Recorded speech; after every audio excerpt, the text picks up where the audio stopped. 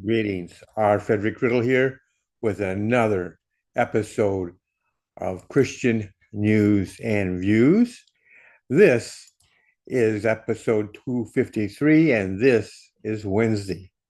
Well, Russia is paving the way to deploy about 2 million military reservists to Ukraine under new legislation. The rule change could unlock a vast number of troops at a time when Vladimir Putin is under pressure to mobilize new forces to refresh and expand his 700,000 strong force in Ukraine. The amendments to the law, likely to be backed by Parliament, would allow reservists to be called up during peacetime rather than when war has been declared, given that Moscow still calls its invasion of Ukraine a special military operation. It would allow the Russian president to avoid another deeply unpopular round of mobilization, something he has so far resisted after a partial drive in September 2022 prompted tens of thousands of Russian men to flee the country. Alexei Zurovlev, deputy chairman of Russia's Parliamentary Defense Committee, said the force of 2 million reservists were professionals in their field, but were currently being unused. Until now, it has only been possible to use this potential during periods of martial law or mobilization. We are engaged in very real and large-scale combat operations in Ukraine, but officially war has not been declared, he said. A further amendment would authorize their deployment abroad. Andrei Karapolov, head of the Russian Parliament's Defense Committee, said that Putin could choose to deploy the reservists in Ukraine's northeastern Sumy and Kharkiv regions, where Moscow has been attempting to take new ground. Russian conscripts are usually forbidden by law from being sent to combat zones. They were killed in their thousands during Ukraine's incursion into the Russian Kursk region. The sheer numbers deployed by Moscow, fighting alongside thousands of soldiers sent from North Korea, eventually managed to squeeze Kiev's troop out of the country, or their troops. As Moscow continues to ramp up its war effort, Russian forces bombed a United Nations convoy delivering humanitarian aid to a frontline town in southern Ukraine. 2 trucks, clearly marked with the insignia of the World Food Program, WFP, were heavily damaged in the drone and artillery attack in the Kherson region, but all the staff escaped unharmed, the UN said. Matthias Schmall, the UN's humanitarian coordinator for Ukraine, branded Tuesday's attack utterly unacceptable. And workers are protected by international humanitarian law and should never be attacked.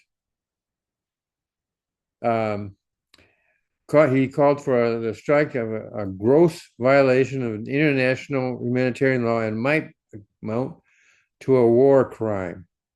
So not only is it they protected, but the strike on them is considered a possibility a war crime.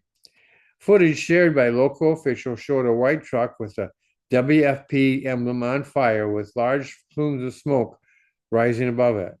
The front of the vehicle, which was unloading aid close to the town of Bielozerka, was largely destroyed.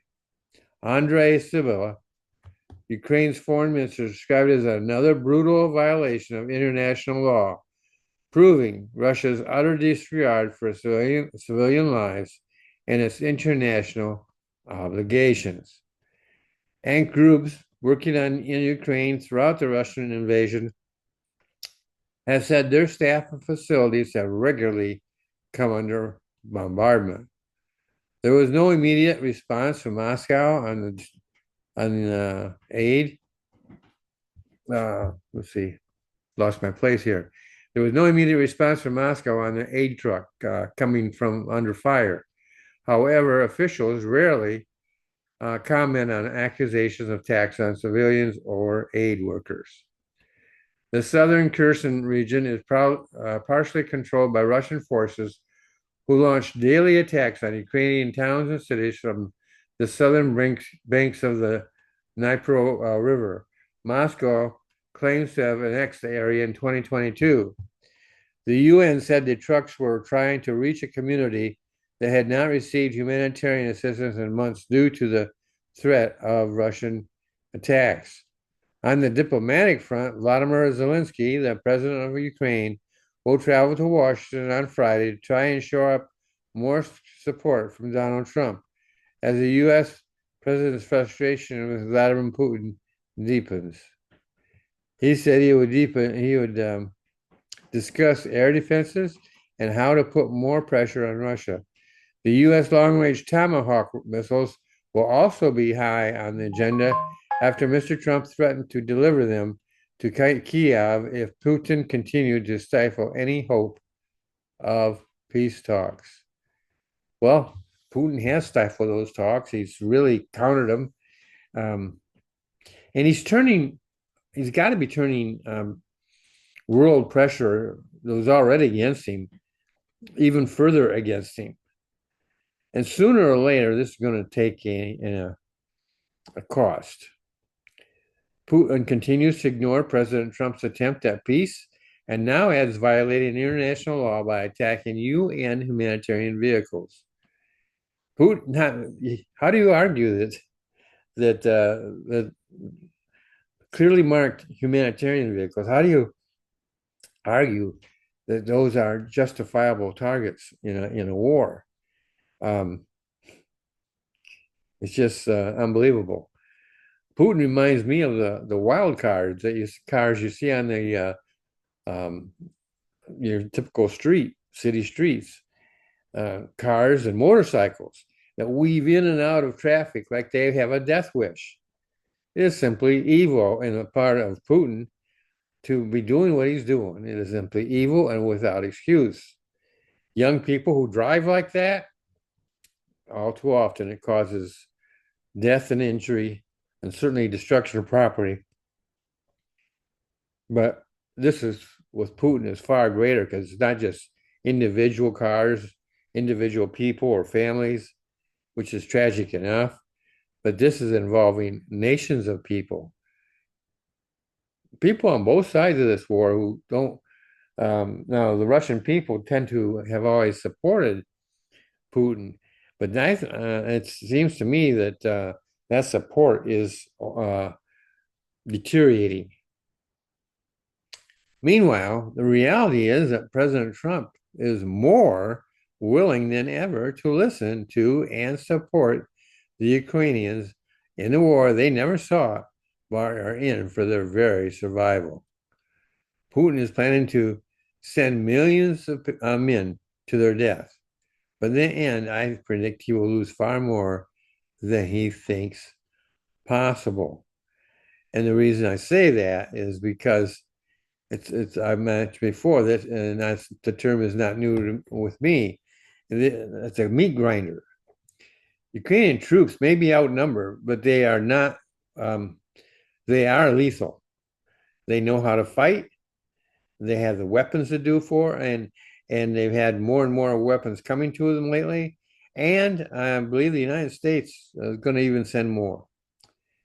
And so he's trying to win the war by sheer numbers, but those numbers are dwindling. Every time he loses a person into death, his numerical advantage declines.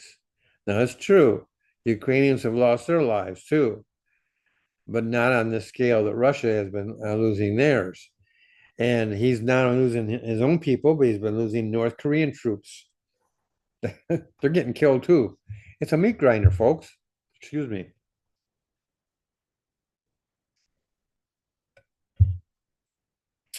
The whole truth of this matter is that sometimes you kind of wonder about Putin's mind up there. He's being fed false information, but he's smart enough. He should be able to know that and figure it out for himself. I think he chooses to believe because the alternative is not acceptable to him. He wants to stay in power. He feeds on power, feeds on his own power, and he has a way of getting rid of those who would oppose him. So he's fighting to stay in power, and his apparently he's decided that the only way that he can stay in power is to press on with the war and have until he has victory. The problem is that the more Ukrainians he kills and the further he advances into Ukraine, the more likely it is that his whole thing is going to blow up in his face. Because eventually he likes to claim that he's fighting European forces now. No, he's not. NATO forces are not there. NATO countries have sent military equipment, and they train Ukrainians on how to use them. But there are no NATO troops there, and there are no United States troops there in particular. That can all change in a blink of an eye, simply because Putin has refused every effort that's been made for him to back off this war and maintain some integrity. So I think that this is bad news for him. It's bad decision on his part, and it's going to lead to his downfall. It's only a matter of, I think it's only a matter of how, not when. Or maybe let's put it this, not if, how and when, but not if. Well, that's it for today. I hope this has been something that you found interesting. I always try to inform you, encourage you, and inspire you. And there's not much inspiring about what Russia is doing.